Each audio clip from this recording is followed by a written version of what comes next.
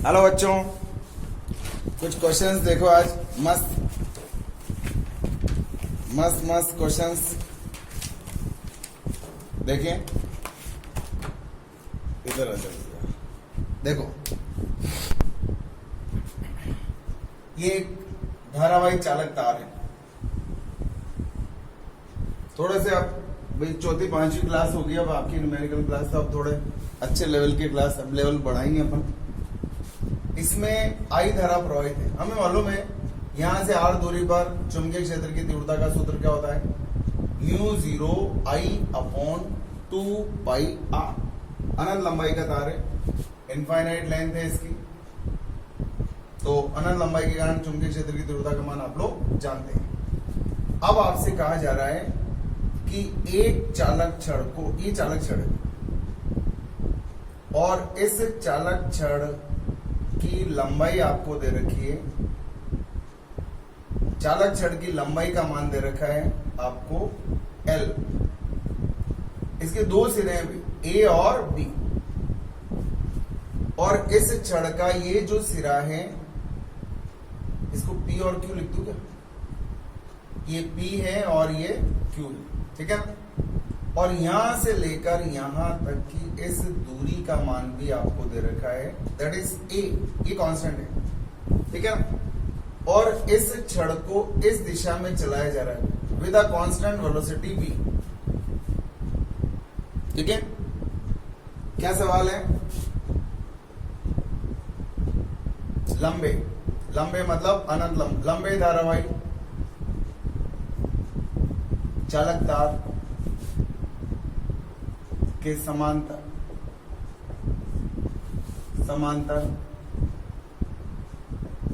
L लंबाई की छड़ को चित्रानुसार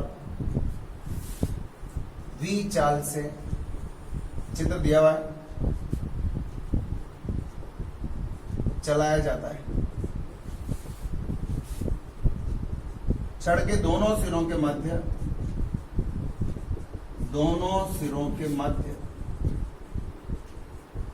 प्रेरित विद्युत वाहक बल ज्ञात करो।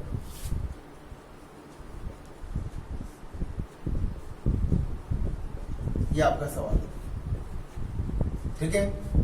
तो अब मैंने क्या किया, यहां से x दूरी पर एक छोटा सा अल्पांश मान लिया। क्या मान लिया देखो, और कैसे मान लिया? ये तार है और ये छड़ है, और यहां से x दूरी पर, इस दूरी का मान x है, और ये dx, ये p x दूरी पर। अब इसकी चाल का मान भी कितना होगा? v होगा। इसकी चाल का मान, मैंने क्या किया, इस छड़ का एक छोटा सा अल्पांश मान लिया है यहां पर, और इस अल्पांश की इस तार से लंब दूरी ka मान x है, और अल्पांश की लंबाई का मान कितना है? dx। तो देखो, चित्रानुसार तार से x दूरी पर छड़ के एक अल्पांश dx पर प्रेरित विद्युत वाहक बल। अब इस अल्पांश के बारे में बात करते हैं। अब देखो, ये अल्पांश है छोटा सा, ये छोटा सा अल्पांश, इसका वेग किधर है बताओ?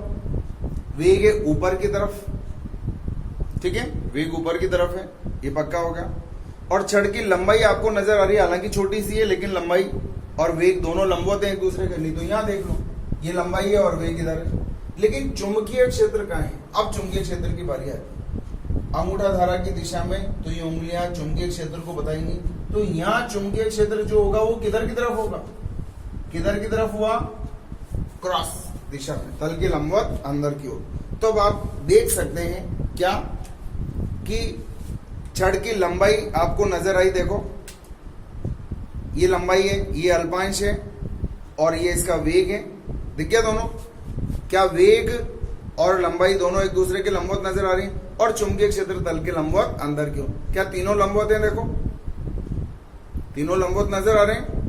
ये वेग है और ये लंबाई है और ये चुंबकीय क्षेत्र है, तल के लंबवत अंदर की ओर। तो आप समझ सकते हैं कि जब तीनों परस्पर लंबवत होते हैं तो प्रेरित विद्युत वाहक बल क्या होता है, V B into L, L की जगह क्या आएगा, dx। और ये चुंबकीय क्षेत्र कहां पर, यहां पर जितना भी चुंबकीय क्षेत्र होगा वो चुंबकीय क्षेत्र किधर की तरफ होगा, तल के लंबवत अंदर की ओर होगा। ऐसा क्यों किया आपने, चूंकि V वेक्टर, B वेक्टर और dx वेक्टर तीनों परस्पर लंबवत, तीनों परस्पर लंबवत हैं। इसका मतलब क्या हुआ, VBL अपने पास सूत्र है।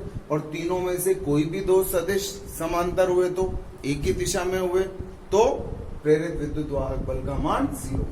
और हमें यह भी मालूम है क्योंकि तार से x दूरी पर चुंबकीय क्षेत्र कितना होता है जानते हो, Bx बराबर क्या होता है, μ0I/2πr। r की जगह यहां से यहां तक की दूरी का मान कितना है, x। इसका मान भी पता चल गया। तो DE बराबर आ गया आपके पास V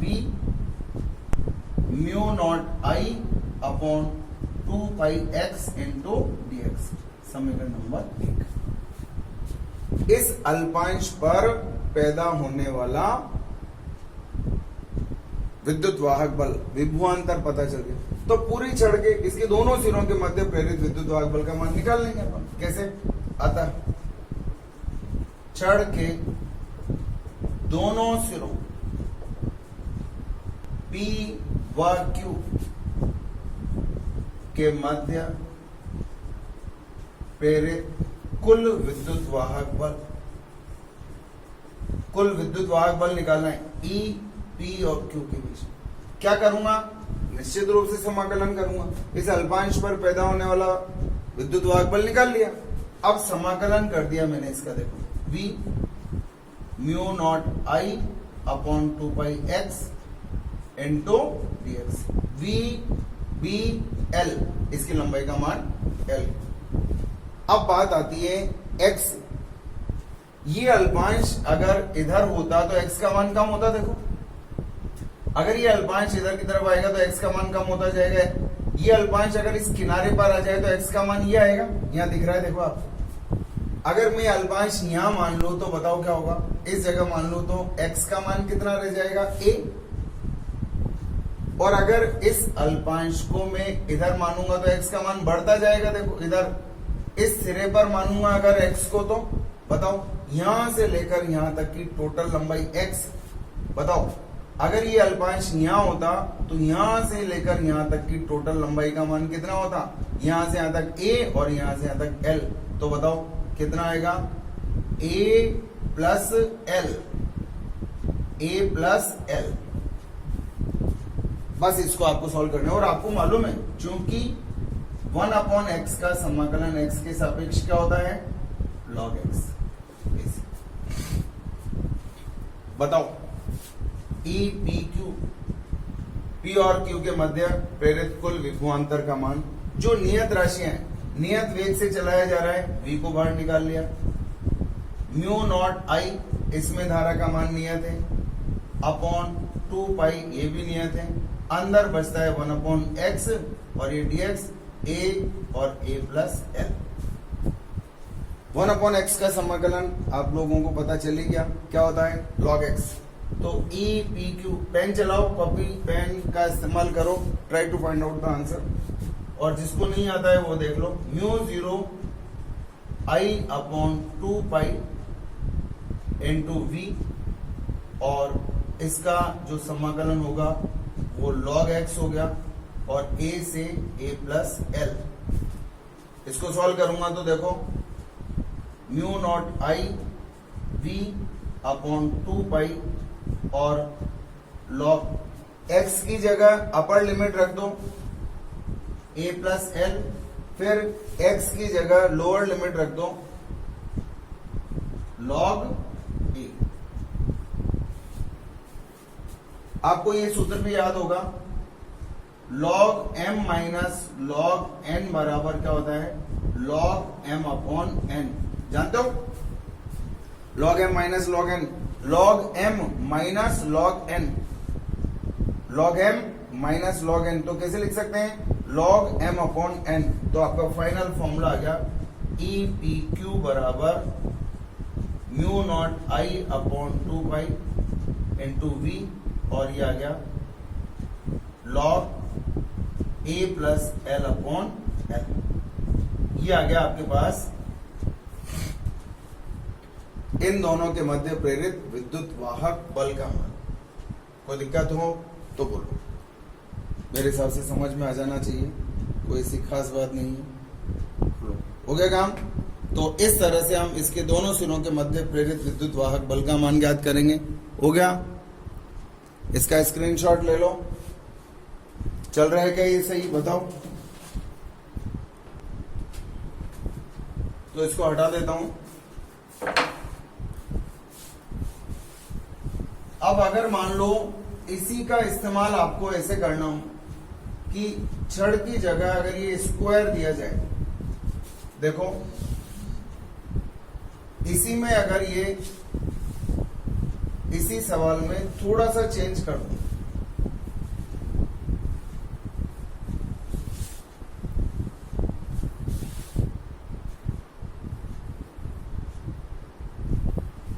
अब इसका इस्तेमाल करना है आपको। देखो पहले मैंने आपको इसका एक सवाल बताया है। मान लो एक आयताकार लूप है और इस लूप को v चाल से इधर की तरफ चलाया जा रहा है और इस डिस्टेंस का मान आपको दे रखा है, कुछ भी मान लो इसका मान x है, इसकी इस लंबाई का मान a है और इस लंबाई का मान b। ठीक है, आयत है, लंबाई और चौड़ाई दोनों का मान दे रखा है आपको। अब ये सिरा a दे रखा है 1 2 3 और 4। अब इस लूप को इस दिशा में चलाया जाता है, तो अब आप देख सकते हैं कि ये वाली छड़, इसको अलग अलग छड़ें मान लो इनको। देखो 1 4 1 से लेकर 4 तक ये वाली छड़, इस छड़ की लंबाई और वेग दोनों एक ही दिशा में है, ये छड़ है और ये वेग है, तो इनके दोनों सिरों के मध्य कोई विभवांतर पैदा नहीं होगा। देखो ये क्वेश्चन नंबर 2 है। अब आपसे पूछा जा रहा है कि E14 E12 E43 और E23 और E1234 इन सब के मान ज्ञात करने हैं आप, पूरे लूप में प्रेरित विद्युत वाहक बल और इनके सिरों के मध्य विभवांतर। अब आप प्रॉपर आंसर दे सकते हैं। इधर देखो, पहला आंसर E14 इक्वल्स टू 0, 1 और 4 के मध्य विभवांतर का मान 0। क्यों? क्योंकि V वेक्टर और L वेक्टर एक ही दिशा में। सूत्र कौन सा लगाया? VBL वाला। ठीक है, पहले मैंने इसी तरह का आपको एक क्वेश्चन बताया भी है। और देखो, कोई दिक्कत हो तो बोलो। अपन ने VBL पढ़ रखा है ना, अगर तीनों में से कोई भी दो सदिश एक ही दिशा में हो तो प्रेरित विद्युत वाहक बल का मान 0 हो जाता है। अब बात करते हैं 1 2, इन दोनों के मध्य विभवांतर का मान E12 बराबर, अभी अभी निकाला आपने, इस छड़ को V चाल से चलाया जा रहा है इधर, तो आपने प्रेरित विद्युत वाहक बल का मान निकाला कैसे? म्यू नॉट I अपॉन 2 पाई, कितने चाल से? V चाल से, और फिर यहां लिखा लॉग A, वहां यहां से यहां तक की दूरी का मान A दे रखा था, तो मेरे पास यहां क्या आ गया? X प्लस इसकी लंबाई का मान कितना है? B, X plus B। ठीक है, अगर जो आपको सवाल कहीं मिलेगा तो ये L दिया हुआ है, लंबाई और चौड़ाई ऐसे दे रखी है और इसका मान A दे रखा है, ताकि सूत्र बढ़िया दिखे आपको, A प्लस B है ना, अपॉन L, L की जगह क्या आएगा? B, ये आएगा। देखो सूत्र बनाना सीखो, A plus L upon L, इसकी लंबाई कितनी है? B है, और यहां से यहां तक की दूरी का मान कितना है? A है। ठीक है, अब बताओ थर्ड नंबर देखो, 4 3, 4 और 3 के मध्य प्रेरित विद्युत वाहक बल E43 बराबर क्या आएगा? E12 जितनी लंबी छड़ी है उतनी लंबी छड़ी है, जितने वेग से ये चल रही है उतने ही वेग से ये भी चल रही है, जितना चुंबकीय क्षेत्र इसको मिल रहा है उतना ही चुंबकीय क्षेत्र इसको मिल रहा है, तीनों चीजें समान है। तो इसका आंसर भी आएगा mu naught I upon 2 pi V और log A plus B upon B I. फिर आगे देखते हैं चौथा E23, 2 और 3 के मध्य प्रेरित विद्युत वाहक बल का मान वापस 0 आएगा, क्योंकि इसके अंदर भी वही बात है कि इसकी लंबाई और इसका वेग दोनों एक पूरे लूप को चलाया जा रहा है इधर। अब 5वां नंबर ज्ञात करने के लिए आपको क्या ध्यान रखना है, इधर देखो, इसका आपको करंट इलेक्ट्रिसिटी का डायग्राम बनाना है। कैसा? तरंग, वो क्या बोलते हैं, धारा का रेखा चित्र, धारा रेखा चित्र, धारा रेखा चित्र बना दो इसका देखो, 1 और 4 के मध्य कोई विद्युत वाहक बल पैदा नहीं हुआ, 1 नंबर और 4 नंबर कोई विभवांतर पैदा नहीं हुआ, और 2 और 4 के मध्य भी कोई विभवांतर पैदा नहीं हुआ। इन दोनों के मध्य विभवांतर पैदा होगा और इन दोनों के मध्य विभवांतर पैदा होगा, लेकिन कौन सा प्लस और कौन सा माइनस बनेगा, अब फिर आपको अपना दिमाग वापस लगाना है। ट्राई मारो, मैं आपको समय दे रहा हूं, बताओ कौन सा सिरा प्लस और कौन सा सिरा माइनस बनेगा, ये आपको बताना है। आया आप लोगों का आंसर? चुंबकीय क्षेत्र किधर है बताओ? चुंबकीय क्षेत्र क्रॉस है इसका, देखो वेग इधर है और चुंबकीय क्षेत्र अंदर है, ये रहा चुंबकीय क्षेत्र अंदर और वेलोसिटी किधर है? इधर। तो इस छड़ पर चांटा पड़ेगा इधर, चांटा क्या बताता है बताओ? धन आवेश पर बल की दिशा। इसका मतलब 4th सिरा क्या बनेगा? धन, और ये वाला सिरा ऋण बना। इसके सिरों पर प्रेरित विद्युत वाहक बल क्या होगा? E43, और इसके सिरों पर भी E12। हमें मालूम है E12 बराबर E43। बताओ नेट निकालना है, E नेट बराबर इस नेट में प्रेरित विद्युत वाहक बल का, बताओ इसके सिरों पर भी देखो चुंबकीय क्षेत्र अंदर है, वेग इधर है, इसका भी ये वाला सिरा प्लस बनेगा, मैंने प्लस बना दिया। अब बताओ नेट विद्युत वाहक बल का मान, किरचॉफ लॉ लगा दो, किरचॉफ के नियम से लूप में नेट प्रेरित विद्युत वाहक बल ई नेट बराबर कितना आएगा? अगर मैं इधर से चलता हूं, देखो इधर से चलता हूं तो ये वाला विद्युत वाहक बल प्लस में आएगा, देखो इधर से चल रहा हूं, बाद वाला चिन्ह आता है हमेशा, आता है। इधर से चलूंगा तो ये प्लस का आएगा, प्लस का E12, और इधर चलूंगा तो इसका चिन्ह काहे का लेना पड़ेगा? माइनस का 4th। चूंकि दोनों का मान 0 है, इसलिए नेट विद्युत वाहक बल का मान 0 है। नेट विद्युत वाहक बल का मान 0 आएगा। कोई दिक्कत हो तो बोलो, मैं इसका स्क्रीनशॉट ले लो, ठीक है। चलो अब आगे देखते हैं। अब इसके अंदर अगर मान लो इसको इस तरफ, एक मिनट रुको,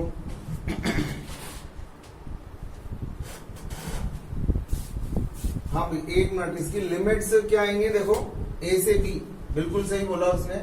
यहाँ क्या आएगा? ए, यहाँ ए आएगा, ठीक है ना। प्रेरित विद्युत वाहक बल का लिमिट्स लगाते हैं ना लॉग के अंदर, और लोअर लिमिट तो कहेगी जिसे अपन ने छड़ माना था, यूं ये dx माना था, dx, तो इसकी लोअर लिमिट यहां से यहां तक की ये वाली डिस्टेंस तो कितनी होगी? ए, और ये वाली टोटल डिस्टेंस कितनी होगी? ए प्लस बी। तो ये लिमिट्स तो ऊपर नीचे क्या क्या आएंगे वो लिमिट्स के आधार पर तय हो जाएगा, ठीक है ना। वो क्या है, मैंने पहले शायद ए इसको लिखा था, है ना, और इसको एक्स लिखा था, तो वो वेरिएबल चेंज करने के चक्कर में हो गया। ये आ जाएगा समझ में? समझ में आ जाएगा क्या? आ जाना चाहिए, अब ये समझ में आ जाना चाहिए, ठीक है ना। चलो अब देखो, अगर इस लूप को इस दिशा में चलाने के बजाय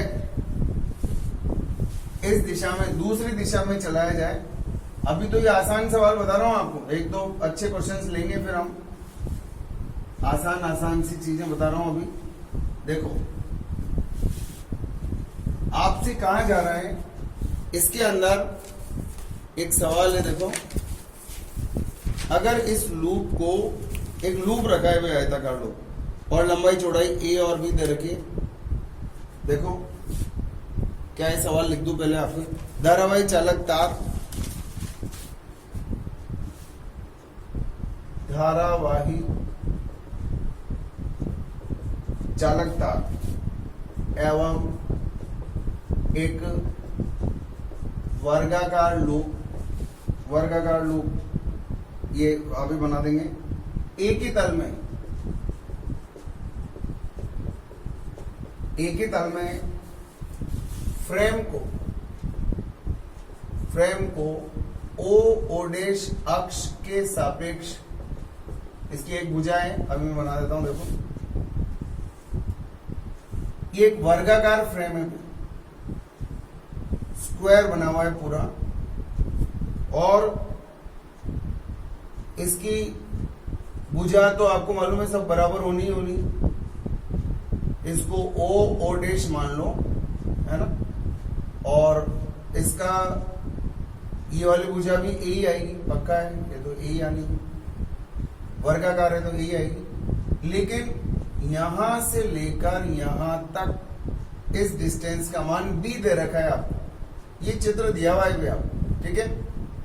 कभी आपको यहां से यहां तक की डिस्टेंस भी बी दे रखी हो सकती है, तो आपको ध्यान रखना है लिमिट्स के बारे में। के सापेक्ष 180 डिग्री से 180 डिग्री से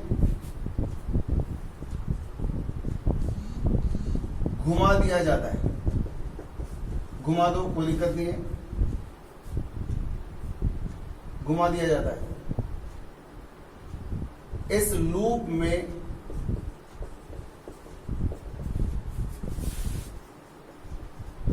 कितना आवेश प्रवाहित होगा या प्रेरित होगा, ये आपको पूछा जा रहा है। चलो इधर देखो, ओ डैश अक्ष ये रहा, ये अक्ष है, इसको कैसे घुमाया जा रहा है पहले एक बार ये देख लो आप लोग, है ना। ये ओ डैश है, ठीक है।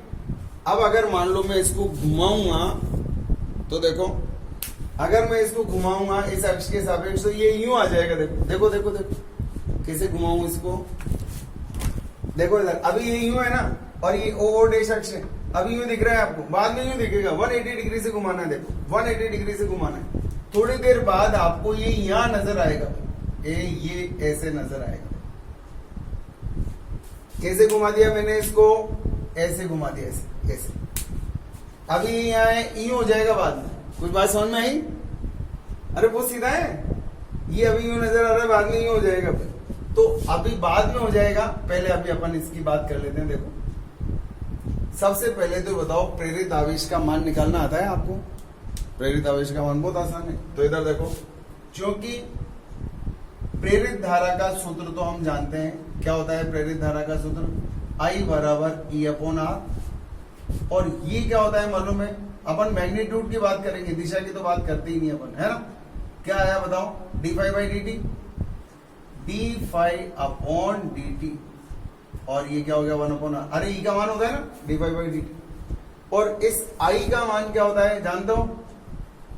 इधर देखो, I का मान क्या होता है dq/dt, और इस 1/R, और ये क्या होता है d∅/dt। कुछ समझ आया? धारा को भी आवेश के रूप में लिख लिया, आवेश प्रवाह की दर को धारा कहते हैं। और ये नीचे R आ ही रहा है, यहाँ पे ये रहा E/R, ये रहा E/R, ये रहा R नीचे। और E क्या होता है, संबद्ध चुंबकीय फ्लक्स के मान में परिवर्तन की दर होती है। दोनों तरफ से T हटा दो, तो कुल मिलाकर के क्या आ गया, dq बराबर, बोलो, d∅/R आ गया, d∅/R। कुल मिलाकर के अभी कितना चुंबकीय फ्लक्स इसमें से गुजर रहा है उसका मान निकाल लो, और जब ये यहां आ जाएगा तो कितना चुंबकीय फ्लक्स गुजरेगा उसका मान निकाल लो, और R का भाग लगा दो। सिंपल सा काम है, सिंपल सा काम है।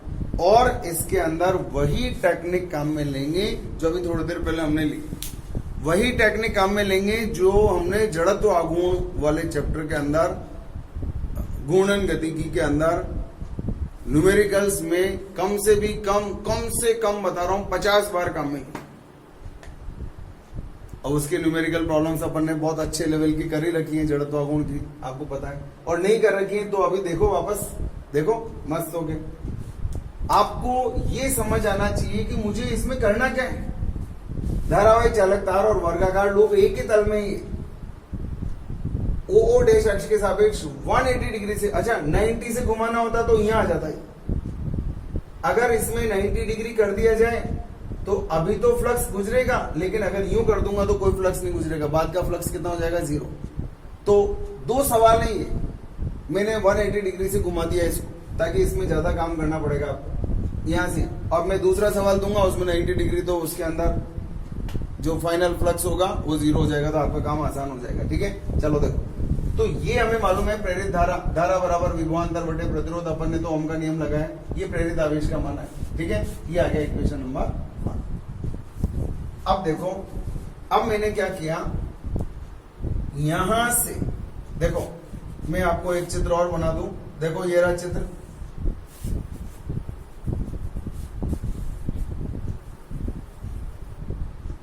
ये तो इनफाइनाइट वायर है इसी, यहां दोबारा इनफाइनाइट वायर बनाया। देखो ये इनफाइनाइट है, ये इनफाइनाइट है। यहां मैंने वापस ये वर्गाकार लूप बनाया। अब यहां से इस लूप में से गुजरने वाला चुंबकीय फ्लक्स गुजारना है, तो मैंने क्या किया, एक छोटी सी पट्टी बना दी इसके अंदर। देखो कितनी चौड़ाई की बनाई? dx चौड़ाई की। बताओ इसकी लंबाई कितनी है? जितनी वर्ग की भुजा है, और वर्ग की भुजा कितनी है? a। देखो ये पट्टी बन गई। कोई बताएगा इस पट्टी का क्षेत्रफल कितना होगा? बहुत आसान है यार, पट्टी का क्षेत्रफल आयताकार पट्टी है, लंबाई गुणा चौड़ाई, ये नहीं। अच्छा एक खास बात और देखो, यहां से लेकर यहां तक की इस डिस्टेंस का मान कितना है? x। इस डिस्टेंस का मान x, इस डिस्टेंस का मान x, और इसकी चौड़ाई का मान कितना है? dx। इसकी भुजा का मान a। कोई दिक्कत? बताओ, इस अल्पांश पट्टिका से, चित्र की बात कर रहा हूं, चित्र में अल्पांश पट्टिका से गुजरने वाला चुंबकीय फ्लक्स, बताओ गुजरने वाले चुंबकीय फ्लक्स का मान क्या बता सकते हो? इसमें से गुजरने वाले चुंबकीय फ्लक्स का मान कितना होगा? बहुत आसान है, d फाई बराबर, इसमें से गुजरने वाला चुंबकीय फ्लक्स बता सकते हो? d फाई बराबर, बताओ कितना है गुजरने वाला चुंबकीय फ्लक्स? d फाई बराबर, बहुत आसान है, जो चुंबकीय क्षेत्र इनटू d। अब चुंबकीय क्षेत्र की तीव्रता यहाँ कितनी? तार के कारण तीव्रता तो जानते हैं अपन, चुंबकीय क्षेत्र क्या होता है याद है? b, और वो क्या होगा? क्रॉस, और उसका मान कितना होता है? Mu naught I upon 2 pi x। इस धारावाहिक चालक तार से x दूरी पर चुंबकीय क्षेत्र की तीव्रता का सूत्र तो अपन जानते हैं, अनंत लंबाई का सीधा धारावाहिक चालक है, इसके कारण यहाँ पर चुंबकीय क्षेत्र की तीव्रता का सूत्र यही होता है। अभी अभी 2 बार काम में आ गया। अब इंटू डी, इसका क्षेत्रफल बताओ कितना होगा? a into D x. A into D x कैसे आया? इस पट्टी का क्षेत्रफल निकालना है, और पट्टी का क्षेत्रफल कैसे निकालेंगे बताओ? लंबाई गुणा चौड़ाई, लंबाई गुणा चौड़ाई, लंबाई गुणा चौड़ाई, ये आ गया। हो गया? अतः ये आया d फाई। अतः संपूर्ण वर्गाकार पट्टिका, संपूर्ण वर्गाकार पटल से गुजरने वाला चुंबकीय फ्लक्स, बताओ फटाफट क्या होगा? पूरे से कितना निकलेगा इसका मान निकाल लो। बताओ के, बताओ निकाल सकते हो? समाकलन कर दो, mu naught I upon 2 pi x into a into D x. बताओ अगर x का मान आपसे पूछा जाए, ये dx अगर मैं यहां लूंगा तो x की लिमिट बताओ, यहां से यहां तक की डिस्टेंस, इस डिस्टेंस का मान तो दे ही नहीं रखा, कोई बात नहीं दे रखा तो बताओ, अगर ये मैं यहां ले लेता तो डिस्टेंस कितनी आती बताओ, यहां से यहां तक की डिस्टेंस दे रखी है आपको, कितनी दे रखी है b, इस डिस्टेंस का मान दे रखा है b, तो बताओ इस डिस्टेंस का मान कितना है, इस x की लोअर लिमिट मतलब यहां से यहां तक की दूरी, ये टोटल b है, ये a है, तो ये बताओ कितना बचा, बोलो b माइनस a, और x की अपर लिमिट अगर ये dx यहां होगा तो इस x की अपर लिमिट का मान कितना आएगा, b के बराबर, ये आएगा b। अब इसको सॉल्व कर लो फटाफट, फुर्ती से सॉल्व करो और रिजॉइन भी कर लो।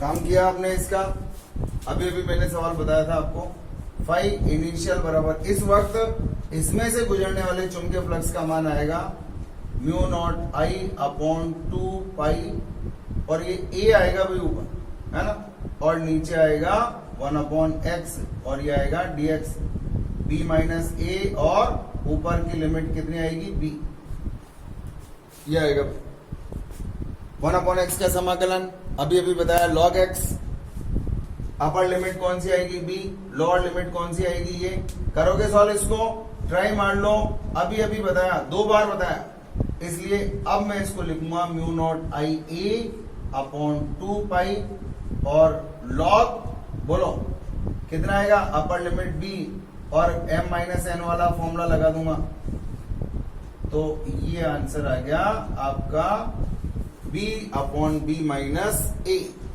आ गया, कोई दिक्कत हो तो बोलो। अब मैंने इसको पलट दिया उधर, पलटने का चित्र फिर बनाना पड़ेगा, तो ये डायग्राम था इनिशियल का, अब देखो फाइनल डायग्राम,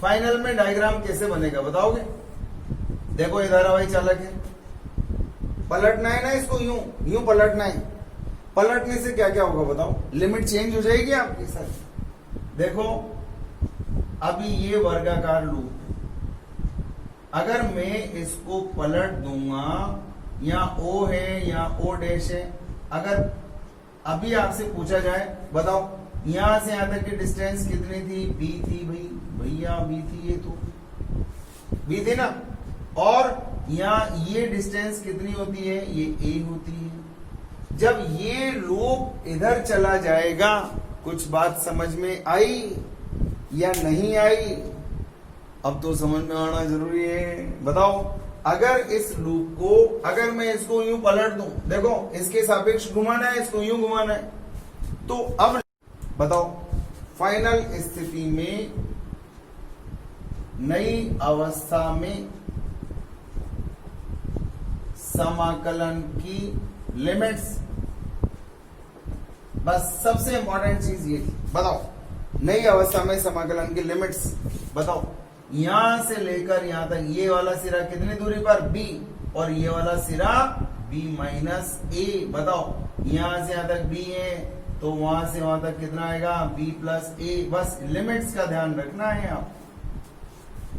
पहले लिमिट्स कहां से कहां तक आई बताओ, यहां से यहां तक कितना था b माइनस ए, ये b माइनस ए था, b माइनस ए से b माइनस ए से b तक था, b माइनस ए से b तक था, अरे b माइनस ये b था, ये वाला सिरा b दूरी पर था, और यहां से यहां तक क्या कितना था b माइनस ए था, लेकिन अब क्या हो गया, इसका एक सिरा तो हो गया b दूरी पर, देखो यहां से यहां तक ये वर्क की बात कर रहा हूं, ये क्या था इनिशियल, और ये क्या है फाइनल, ये फाइनल, ये इनिशियल और वो फाइनल, बताओ इसको यूं पलट दिया तो लिमिट पलट गई, लिमिट कहां से b टू b से लेकर कितना हो गया a प्लस, तो बताओ फाइनल बराबर कितना है, अरे डायरेक्ट कर दो यार, डायरेक्ट कर दो इसको, लिमिट ही तो चेंज हुई है बस, mu not I upon 2 pi, और ये a इंटू एल एन, बताओ लिमिट्स, अपर लिमिट कितनी a plus B upon B, समीकरण नंबर 2। डायरेक्ट सूत्र लगा दिया मैंने ये वाला, और आपको पूरा सॉल्व करना है। अगर आगे बढ़ना है पूरा सॉल्व करना है उसको। अब बताओ, अतः प्रेरित आवेश का मान निकालेंगे। अब हम कितना आएगा, dq बराबर d फाई अपॉन आर। ये d फाई क्या है, परिवर्तन है। परिवर्तन का मतलब final minus phi initial upon R. इसमें से इसको घटा दो और आर का भाग लगा दो, तो प्रेरित आवेश का मान आएगा। ये अब आपका काम बचा है, इसमें से इसको घटाना है, जो कॉमन आ रहा है वो सब काम कर दो। क्या बताओ क्या आएगा, ये काम आपका है भाई। Try to find out the answer. Mu 0 I upon A, ये 2 पाई और नीचे मैंने लिख दिया आर और लॉग ln। बताओ करोगे सॉल्व इसको, दिस माइनस दिस करेंगे तो ये आएगा a plus B upon B minus A. ये आएगा आपका आंसर, प्रेरित आवेश का मान। ट्राई कर लेना एक बार और मुझे सॉल्व करके व्हाट्सएप भी कर देना। ये आपका सवाल है, ट्राई मारो, नहीं आए दोबारा बताया जाएगा, चिंता की बात बिल्कुल नहीं है। ठीक है, और बताओ कोई दिक्कत हो तो। चल रहा है सही, हो गया। मैं बार बार इसलिए देख लेता हूं क्योंकि वो बंद हो गया तो फिर फायदा क्या हो। चलो और देखते हैं क्वेश्चंस। अगर इसमें 90 डिग्री कर दिया जाए, यार मैंने क्वेश्चन ही मिटा दिया है। धारावाही चालक तार वर्गाकार लूप एक ही तल में ओ डैश अक्ष के सापेक्ष। अब आपके लिए सवाल है, 90 डिग्री से घुमा दिया जाता है, इस लूप में कितना आवेश प्रेरित होगा। दिस इज फॉर यू, ये आपके लिए है सवाल। चित्र हमने आपको दे ही रखा है, आपको चित्र दिया हुआ है, उसी चित्र का इस्तेमाल कर ले में आप। ठीक है, वैसे तो आपको समझ आ गई होगी बात। इस फाइनल अवस्था में फ्लक्स का मान 0 हो जाएगा जब हम उसको यूं घुमाएंगे 90 डिग्री, तो इसका मान 0 कर देंगे तो नेचुरल है, आपका आंसर यहीं से आ जाएगा। ये इसके नीचे आर लटका दो, बस बात खत्म। तो इसका जो आंसर आएगा वो आंसर होगा आपका, देखो मैं बता ही दूं आपको, इसको सॉल्व करना है भाई आपको। ये धारा और ये वर्गाकार लूप, इसकी भुजा ए, ये ए है, और इसका जो ये फार एंड है वो यहां से बी दूरी पर है। ये ध्यान रखना, ये तो नहीं दे रखा कहीं, अलग अलग सवालों में अलग अलग चीजें देते हैं। और इस लूप के अंदर ये अक्ष दिया मैंने ओ डैश, 90 डिग्री से घुमाया तो देखो, चूंकि फाई इनिशियल बराबर क्या होता है, mu not I A upon 2 pi और ln b upon b minus A हो गया। तथा लूप को इस वर्तमान अवस्था से 90 डिग्री के कोण पर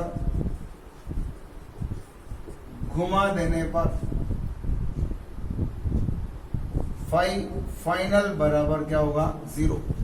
इसमें से कोई फ्लक्स नहीं गुजरेगा, अतः प्रेरित आवेश आपको पूरे सॉल्व करके मुझे भेजने।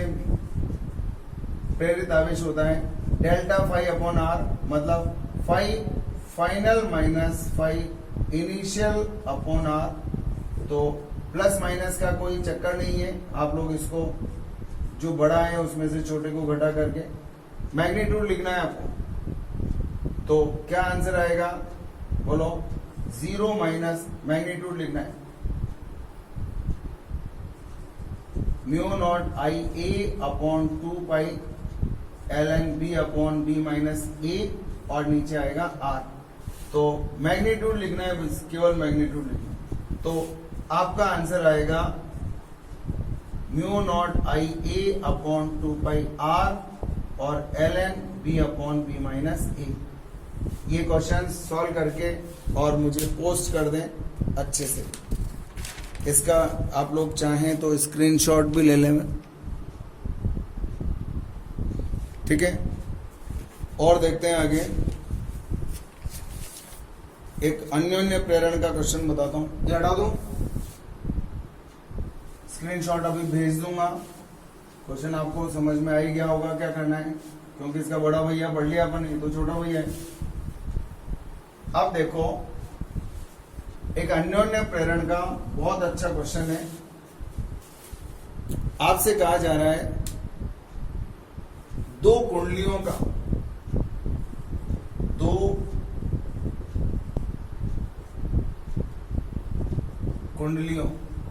के युग्म का अन्योन्य प्रेरकत्व क्या होगा। ये आपको एक इस तरह से दो कुंडलियां बना करके दी हुई हैं, ये कुंडली एक, और फिर एक और कुंडली दे रखी है,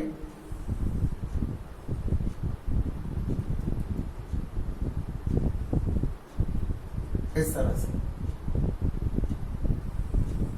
बोथ आर सेम कॉइल्स, बिल्कुल सेम, कुंडली 1 कुंडली 2, और इन दोनों के बीच की डिस्टेंस L दे रखी है, ये L है, दोनों के बीच की दूरी का मान L है, और इन दोनों कुंडलियों की त्रिज्याओं का मान समान है। देखो, दोनों की त्रिज्याएं समान दे रखी, कुंडलियां एक जैसी। And A is 2 less than L, ये भी आपको दिया हुआ है, A का मान L से बहुत छोटा है, ठीक है। अन्योन्य प्रेरकत्व का मान ज्ञात करना है। इस युग्म का अन्योन्य प्रेरण गुणांक आपको ज्ञात करना है, और इनकी त्रिज्याओं के मान समान है। क्या होता है अन्योन्य प्रेरण गुणांक, जानते हो? अन्योन्य प्रेरण गुणांक में क्या होता है, एक कुंडली में धारा में परिवर्तन करो और दूसरी कुंडली में विद्युत वाहक बल प्रेरित हो जाए, ये अन्योन्य प्रेरण कहलाता है। अपने यहाँ बैंड बाजा बजे और दूसरे वाले पड़ोसी अपने घर में नाच रहे हैं, प्रेरण हो गया उनके अंदर, दैट इज म्यूचुअल इंडक्शन, ठीक है। बैंड बाजे अपने घर में बज रहे हैं और पड़ोसी अपने घर में डांस कर रहे हैं, प्रेरण हो गया उनके यहाँ, वो है अन्योन्य प्रेरण।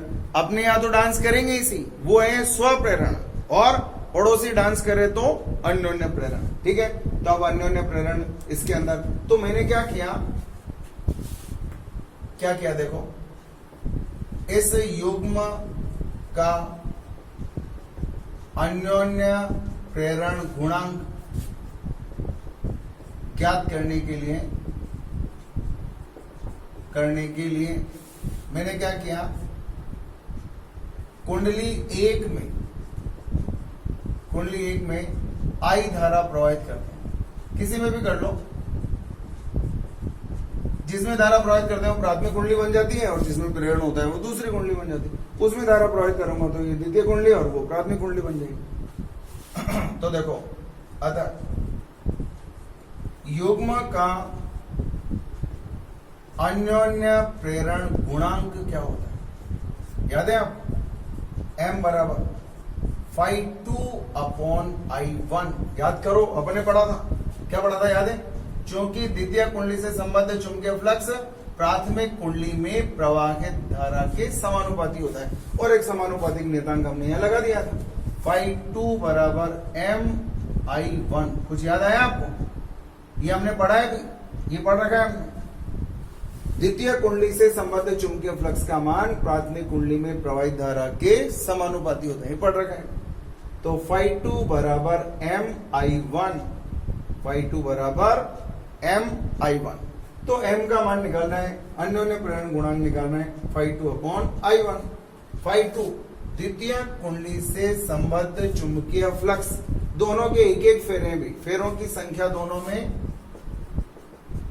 फेरों की संख्या n बराबर 1 है दोनों के अंदर, एक एक लूप बना रखे हैं इसी अपन ने। तो क्या आएगा बताओ, B, वहां जो चुंबकीय क्षेत्र पैदा होगा वो B इंटू ए मतलब उसका क्षेत्रफल कितना है अपॉन I1 ये आएगा। अच्छा, यहां चुंबकीय क्षेत्र पैदा कौन करेगा, इसमें धारा प्रवाहित करेंगे तो यही पैदा करेगा, इसमें जितनी धारा प्रवाहित करोगे इसकी यहां चुंबकीय क्षेत्र की तीव्रता का मान निकाल लो। और आपको मालूम है ये कुंडली का अक्ष है, तो आपको याद होना चाहिए, चूंकि कुंडली के अक्ष पर चुंबकीय क्षेत्र की तीव्रता, कुंडली के अक्ष पर चुंबकीय क्षेत्र की तीव्रता का सूत्र क्या था याद है, B अक्ष बराबर, जैसे वो नहीं होता क्या विद्युत द्विध्रुव होता है, विद्युत द्विध्रुव के अक्ष पर तीव्रता, ये लूप भी द्विध्रुव का काम करता है। तो इसके यहां से लेकर यहां तक अक्ष पर याद करो, विद्युत द्विध्रुव के अक्ष पर और विद्युत द्विध्रुव के निरक्ष पर, अक्ष पर तीव्रता का मान कितना होता है 2 kp/r3 और निरक्ष पर क्या होता है kp/r3। इसी तरह से इसके अक्ष पर तीव्रता का मान क्या आएगा 2, k की जगह क्या होता है μ0/4π, m की जगह क्या होता है I इंटू a, याद है चुंबकीय द्विध्रुव आघूर्ण, अक्ष पर तीव्रता का मान 2 kp/r3, दूरी यहां से यहां तक की दूरी का मान कितना है l3।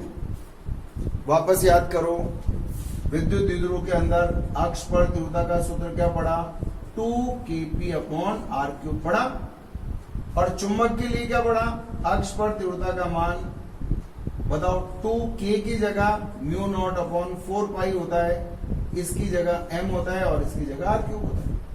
m क्या होता है चुंबकीय द्विध्रुव आघूर्ण होता है, और लूप का चुंबकीय द्विध्रुव आघूर्ण क्या होता है धारा गुणा क्षेत्रफल होता है, धारा गुणा क्षेत्रफल, धारा का मान कितना है I1, ये मान इसके अंदर रख दो।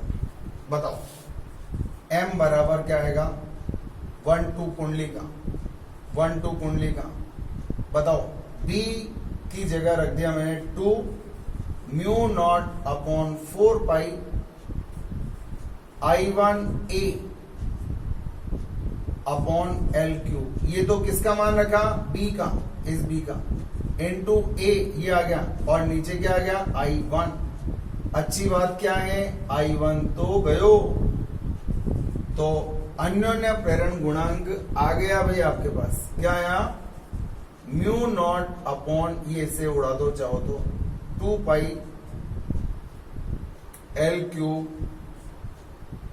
इंटू a², m12 बराबर आएगा μ0/2π l3। और बताओ ये क्या है, इसका क्षेत्रफल क्या आएगा भाई, कुंडली का क्षेत्रफल, चूंकि कुंडली का क्षेत्रफल a बराबर क्या आएगा πr², r की जगह क्या दिया हुआ है a दिया हुआ है, कुंडली का क्षेत्रफल πr² होता है, a त्रिज्या का मान a दे रखा है, तो बताओ क्या आएगा πa² का भी स्क्वायर, तो m12 बराबर μ0/2π l3 और π² a की पावर 4, एक पाई उड़ने के लिए तैयार बैठा है, μ0π a की पावर 4/2 l3, ये आपका आंसर आना चाहिए। देख लो ये आंसर आएगा आपका। ये एक सवाल है जिसके अंदर ये पूछा गया था कि इनका इनका अन्योन्य प्रेरण गुणांक त्रिज्या की किस घात के समानुपाती होगा, ऐसा पूछा गया था। इनका अन्योन्य प्रेरण गुणांक, तो एक बार एक क्वेश्चन पूछा गया है, अन्योन्य प्रेरण गुणांक प्रोपोर्शनल टू त्रिज्या की पावर 4, ये पूछा गया था कि इनका जो अन्योन्य प्रेरण गुणांक है वो त्रिज्या की किस घात के समानुपाती होगा। तो अच्छा सवाल है, एक बार देखें इसको। हाँ भाई, और देखो आगे, इसके बाद कुछ एक सवाल और देख लो जो मुझे बेहद पसंद भी है, थोड़ा टेक्निक्स है उसके अंदर, देखते हैं। देखो अच्छा सवाल है लेकिन वो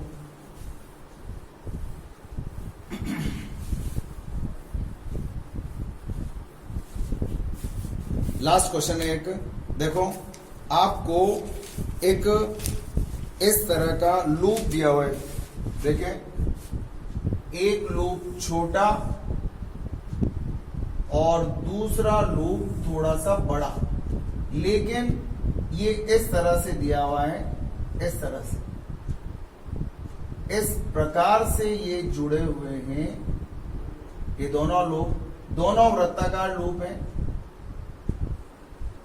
लेकिन इस तरह से जुड़े हैं। बात समझ में आई? ये लूप इस तरह से जुड़े हैं। एक काम करो,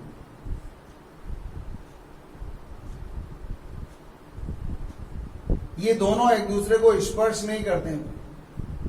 इसकी त्रिज्या का मान R1 है, बहुत अच्छा सवाल है, और इसकी त्रिज्या का मान R2, मतलब एक लूप छोटा ही बना दूं क्या?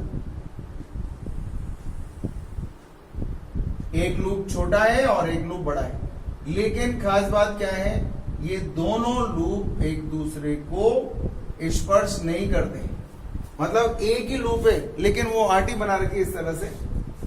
अब आप एक चीज समझ सकते हो, अगर इसमें धारा अगर क्लॉकवाइज है तो इसमें धारा क्या होगी? एंटी क्लॉकवाइज होगी। देखो देखो देखो देखो क्या कहना चाह रहा हूं मैं, कुछ बात समझ में आई? अगर मान लो मैं इधर से धारा प्रवाहित करूं, इधर से किधर जा रही है धारा बताओ? एंटी क्लॉक, तो इसमें धारा कैसे नजर आएगी बताओ? इसमें धारा क्लॉकवाइज नजर आएगी। बात समझ में आई ना? दोनों में धारा अलग अलग दिशाओं में बहती हुई नजर आएगी। क्या कहा जा रहा है? देखो आपसे कहा जा रहा है इस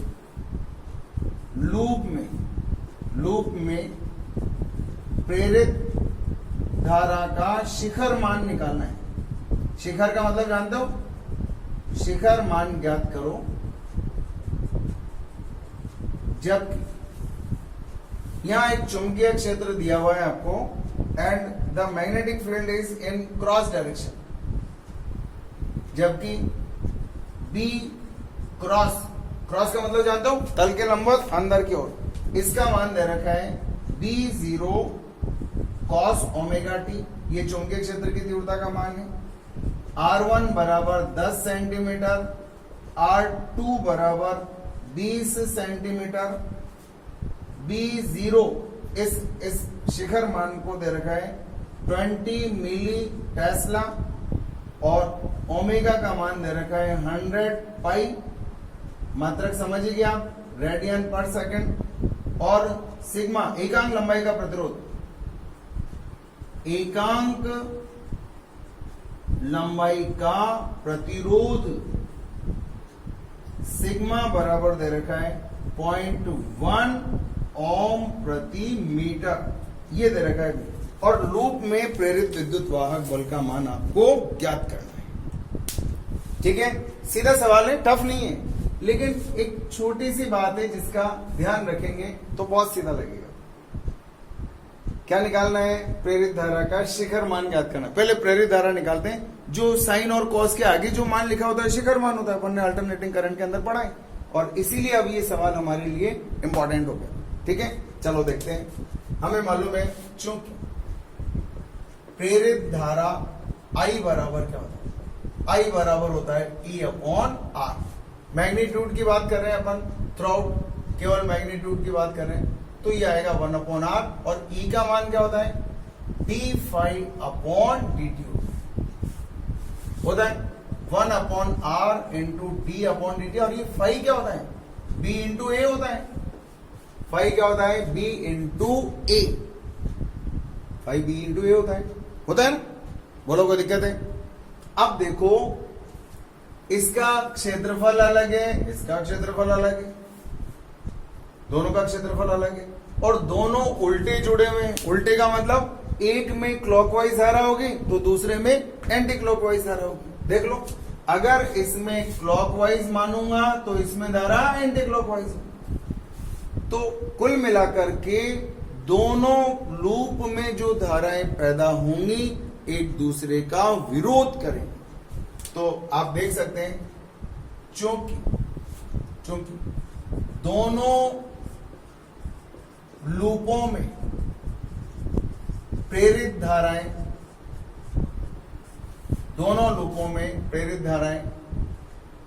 बताओ क्या होगी। देखो इधर, अगर मान लो, थोड़ा ध्यान से देखना, अगर मैं बोलूं इसमें भी क्लॉकवाइज और इसमें भी क्लॉकवाइज, बताओ दोनों धाराएं एक दूसरे का विरोध कर रही हैं या नहीं कर रही? बताओ, दोनों लूपों में प्रेरित धाराएं, बताओ क्या होगा। अगर इसमें भी क्लॉकवाइज और इसमें भी क्लॉकवाइज, तो आप देखो इधर देखना आप ध्यान से।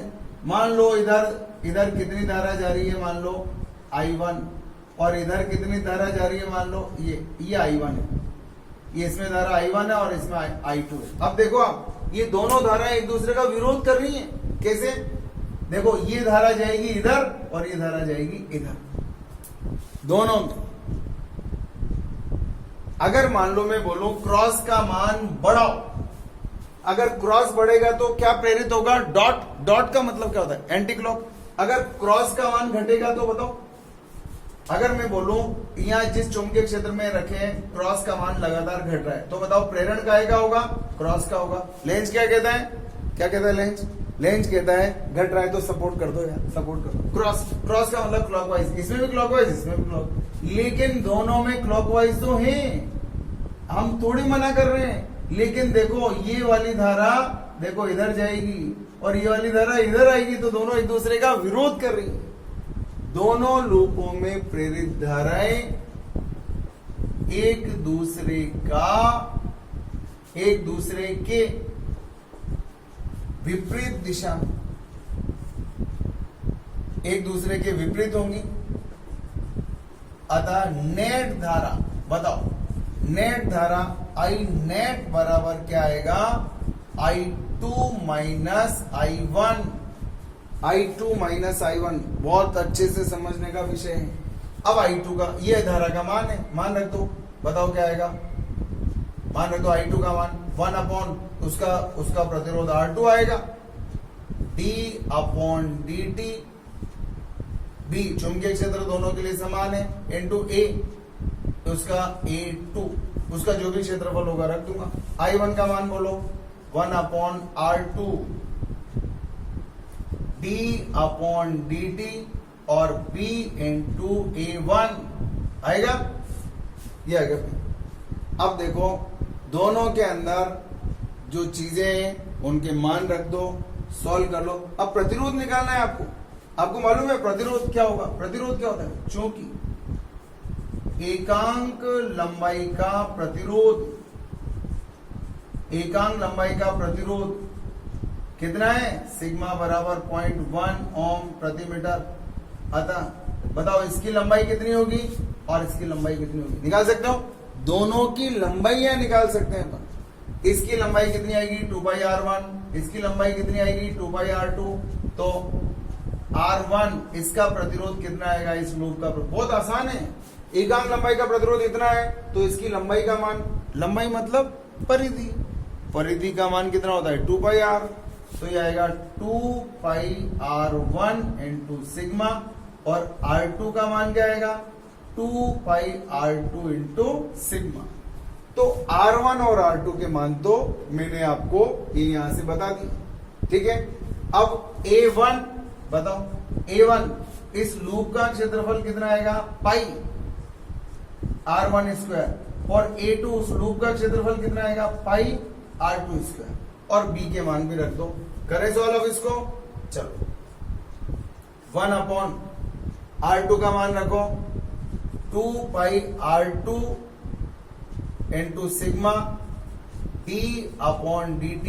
B का मान भी रख दो, B का मान भी दे रखा है आपको, घबराने की बात बिल्कुल भी नहीं है इसके अंदर। सिर्फ एक बात थी जो आपको यहाँ समझनी थी कि इसके अंदर धारा दोनों में, अगर इसमें क्लॉकवाइज है तो इसमें भी क्लॉकवाइज, लेकिन ये दोनों धाराएं जब ये धारा इधर जाएगी और ये धारा इधर आएगी तो दोनों एक दूसरे का विरोध करेंगी, तो नेट धारा का मान माइनस में करके लिखना है। बी का मान रख रहा हूं, बताओ क्या आएगा, B0 cos omega T into, बताओ इनटू क्या आएगा, बोलो, करें सॉल्व करें इसको, इनटू A1 का मान कितना है बताओ, pi R1 square minus 1/2 pi R1 into sigma into d/dt। B का मान B0 cos omega T into pi R2 square. घबराने का नहीं, सिर्फ सॉल्व करने का भाई। आई नेट बराबर, अरे इसका आंसर बहुत शानदार है, देखो इधर सब कट जाएंगे, पाई से पाई गया, R2 आएगा ना यार, यहाँ R2, एक R2 भी गया, सिग्मा आ गया, इसको बाहर निकाल लो, कितना आएगा R2 अपॉन 2 सिग्मा। इसका अवकलन भी कर दो, क्या आएगा B0, और इसका अवकलन क्या आएगा minus omega sine omega T, omega sine omega T, minus pi से पाई कट गया, R2 भी कट गया, ये कैसे चक्कर पड़ रहा है यार, ये R1 स्क्वायर आएगा, A1 का मान रखा ना, क्या आएगा बताओ, पाई काट दो, एक R1 काट दो, ऊपर R1 मैंने बाहर निकाला, B0 बाहर निकाला, 2 सिग्मा, और समाकलन कर, इसका अवकलन कर दो, क्या minus omega sine omega T. तो आई नेट बराबर आएगा, अब इनमें से कुछ कॉमन भी आ रही होंगी चीजें, B0/2 सिग्मा और ओमेगा कॉमन आ गया, ओमेगा B0 2 सिग्मा कॉमन आ गया, बताओ क्या बचा R2, और ये भी तो कॉमन आएगा sine omega T, sine omega T भी कॉमन आ गया, क्या बच गया, ये हो गया क्या R1, और R1 प्लस का हो गया, और ये R2 माइनस का, कोई प्रॉब्लम नहीं है। आई नेट बराबर क्या आएगा, B0 का मान, B0 का मान रख दो सारे, अच्छा अब आयाम निकालना है आपको, आयाम, तो आयाम क्या होगा बताओ, इसको मैं पीछे लिख देता हूं, N2 साइन ओमेगा टी, बताओ आयाम कितना होगा, शिखर मान, धारा का शिखर मान, बताओ धारा का शिखर मान कितना होगा, साइन ओमेगा टी के आगे जो भी मान लिखा हुआ है सब शिखर मान है। I0 बराबर B0 omega upon 2 sigma into R1 minus R2। Solve करो, 20 मिली की जगह -3 इंटू ओमेगा, ओमेगा की जगह 100 पाई अपॉन 2 गुणा 0.1 इंटू R2 माइनस R1, ये R1 माइनस R2, इसमें से इसको घटाया तो 10 माइनस 20 और 10 की घात -2, ये आएगा आपका आंसर। और इसका मान 2 गुणा 0.1। अब इसको थोड़ा ध्यान से देखो, 10 की घात, इसको ऊपर ले जाओ, ये हो गया 10 की घात 3, 1 2 और 3, ये गया। अब देखो इधर, इसको इससे काट दो, कितनी बार 10 बार, इसमें से 10 सेंटीमीटर बचेगा, ये कट गया, ये कितना आएगा -पाई, तो I0 बराबर आएगा पाई एम्पियर, ये आपका आंसर। बहुत शानदार सवाल है, एक बार इसका स्क्रीनशॉट ले लो, दिक्कत हो तो फिर मुझसे पूछ लो, ठीक है ना, और दिक्कत तो आ ही नहीं सकती आप लोग।